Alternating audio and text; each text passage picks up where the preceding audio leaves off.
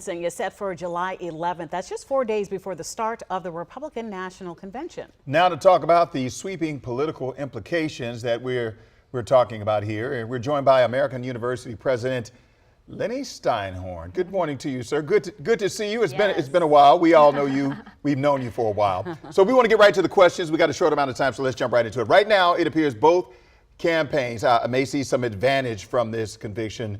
But for November, we're talking about swaying undecideds and getting your voter turnout. What do you think about yesterday's verdict helping one side more than the other side? Well, look, it's clearly going to rouse his base. As you were talking about, the fundraising numbers are up. Everybody on the conservative side of the political spectrum is angry. They think the judiciary system is rigged, just like they thought the election was rigged. So they're roused, they're motivated, they're going to support him. They are seeing themselves as victims the same way Donald Trump is portraying himself. But on the other side, you have a lot of independent voters who may now be reminded of the sort of total chaos that took place during Donald Trump's presidency. Do they want somebody in the White House who is a convicted felon? Do they want somebody in the White House who is going to trash our judiciary? Do they want somebody in the White House who is going to basically make threats of retribution and revenge? So a lot of people out there may say to themselves, oh my gosh, we are now reminded of what was going on during those 4 years of Donald Trump's presidency, and that may give them pause about voting for him again. Lenny, if nothing dramatic happens at sentencing and none of the other pending cases against Trump go to trial, does the conviction become just a blip for most voters or the deciding factor? Well, look, there's going to be a lot of factors as to why people vote. Some people will ignore the conviction altogether, particularly his supporters. But this is going to sort of get into the narrative. This is going to, it's going to take time. It's going to marinate. It's going to become part of the discussion when the sentencing takes place, regardless of whether he's put on probation or given house arrest with an ankle bracelet or actually sentenced to prison. We don't know that.